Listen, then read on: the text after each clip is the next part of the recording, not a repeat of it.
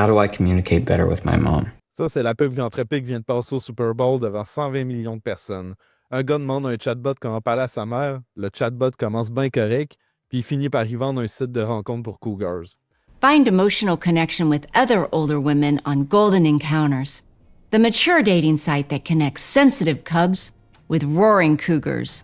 Le message, les pubs s'en viennent dans l'IA, mais pas dans Claude. Sam Altman a perdu complètement les pédales sur X. Il a traité Anthropic d'autoritaire. Tu sais, quand le PDG de ton plus gros compétiteur perd son sang-froid en public à cause de ta pub, tu sais que t'as touché un nerf. Mais c'est pas juste une pub. Mercredi, Anthropic est sorti Opus 4.6, le modèle le plus avancé sur le marché. L'outil est accessible à tout le monde. La capacité de l'utiliser pour vrai dans une organisation, ça c'est une autre game. Demandez à n'importe qui a testé tous les modèles de pointe, qu'on parle de GPT 5.3, Gemini, DeepSeek, demandez-leur lequel ils utilisent quand c'est leur propre projet, quand c'est leur propre argent, quand ça doit marcher. C'est Opus à chaque fois. Premièrement, on a 1 million de tokens en contexte. Ça veut dire 750 000 mots. Ton code au complet, tes rapports annuels en une passe. Deuxièmement, une réflexion adaptative. Le modèle décide lui-même quand il a besoin de réfléchir plus fort. On a 4 niveaux d'effort. Troisièmement, des équipes d'agents. Ça, c'est malade. Plusieurs Claudes qui travaillent en parallèle sur le même projet. C'est pas un assistant, c'est vraiment une team. Tes analystes, Opus voient des tendances que tu aurais manquées. T'es en vente, il anticipe les objections avant que le client les dise. Tes gestionnaires, ils couvrent des angles que tu n'avais pas considérés. Puis le script que tu es en train d'écouter, tu penses qu'il vient d'où? Puis pendant que je te parle, Sonnet 5 a coulé dans les journaux. Pas encore sorti, mais le modèle intermédiaire est meilleur que l'ancien haut de gamme, à moitié du prix. Fait que Claude, c'est quoi? C'est un chat. C'est du clavardage. Tout le monde a accès au même modèle. Ton compétiteur peut ouvrir Claude.ai demain matin. Le vrai avantage compétitif avec Claude, c'est les skills. C'est des instructions que Claude suit automatiquement.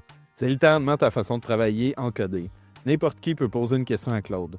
Par contre, une organisation qui roule avec des skills sur mesure, des procédés intégrés puis de la gouvernance, c'est la différence entre chercher tes symptômes sur Internet ou aller voir un médecin.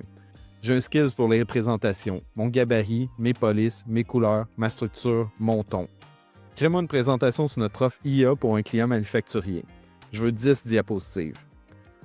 10 diapositives, mon image de marque.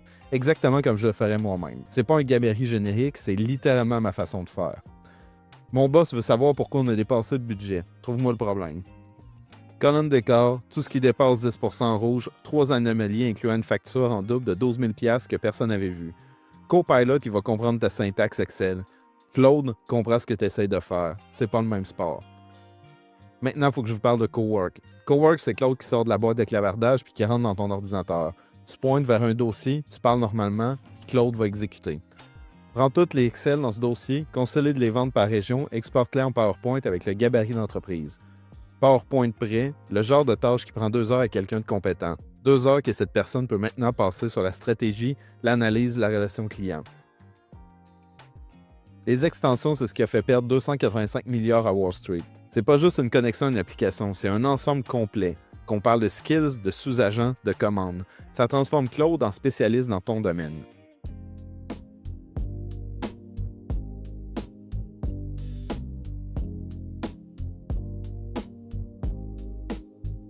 Fait qu'on a parlé de skills, de cowork puis des extensions. Fait que c'est beau la théorie, mais maintenant je vais vous montrer comment concrètement bâtir un skills de A à Z, l'installer dans un plugin Cowork, puis tester live. Le tout en quelques minutes. Imaginez que vous voulez auditer des outils IA dans votre entreprise.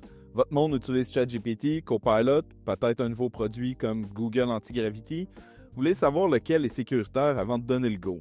Vous vous asseyez puis vous réalisez qu'il faut évaluer chaque outil sur au moins 11 critères. L'infrastructure privée ou partagée, les clés d'encryption, c'est vous qui les gérez ou le fournisseur? La rétention des données, personnalisables ou imposées? L'utilisation de vos données, juste pour le service ou pour l'entraînement de leur modèle? La localisation, la propriété intellectuelle, le partage avec des tiers. On va parler aussi des certifications SOC 2, ISO 27001, GDPR, le niveau d'encryption, le SLA de disponibilité, puis la politique quand il n'y a rien de documenté. C'est quoi votre position par défaut? Puis imaginez ça, vous devez le refaire pour chaque outil. Puis là, vous en avez 3 à comparer. Manuellement, c'est des heures. C'est exactement pour ça que personne ne le fait, puis c'est exactement pour ça que le Shadow IA explose. Fait que la première chose, j'ai un skills qui crée des skills. C'est méta, je sais. C'est un fichier qui enseigne à Claude les meilleures pratiques pour construire d'autres skills. Je vais lui demander de l'utiliser.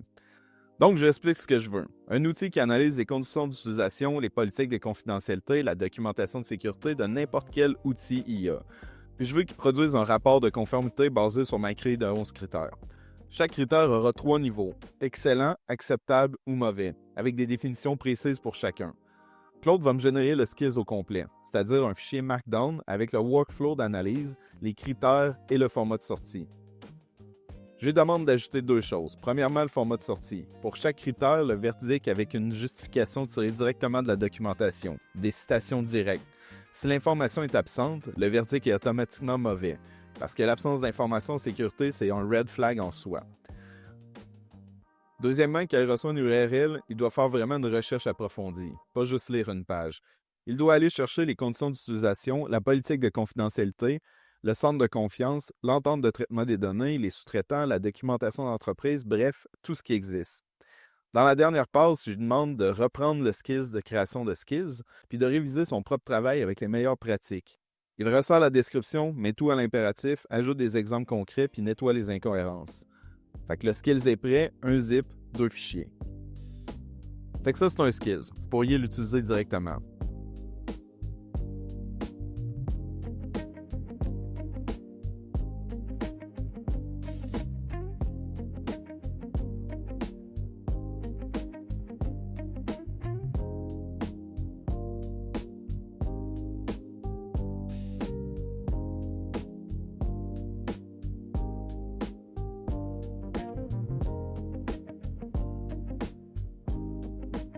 Mais je veux un plugin Cowork avec des slash commandes. Comme ça, n'importe qui dans l'organisation peut taper une commande puis obtenir un audit.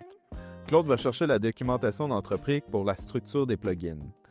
Je lui demande 3 commandes. Audit Tool pour auditer un seul outil, Compare Tools pour en comparer plusieurs côte à côte, Generate Report pour générer un rapport exécutif quand tu as déjà la documentation dans la conversation.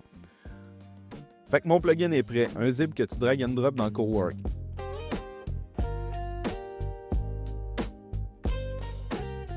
Trois slash commandes, le skill intégré, la grille de conformité, toute la business. Bon, fait que maintenant, c'est le moment de vérité. On va tester. Puis on va pas juste auditer un outil, on va en comparer 3 en même temps.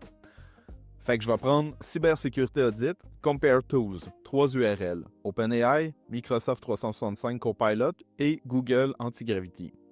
Claude commence, il lit la grille, il lance ses recherches en parallèle pour les 3 outils. Regardez, il connaît pas Google Antigravity, puis au lieu de dire n'importe quoi, il va le vérifier c'est quoi. C'est leur nouvelle IDE IA. Il le trouve puis il continue.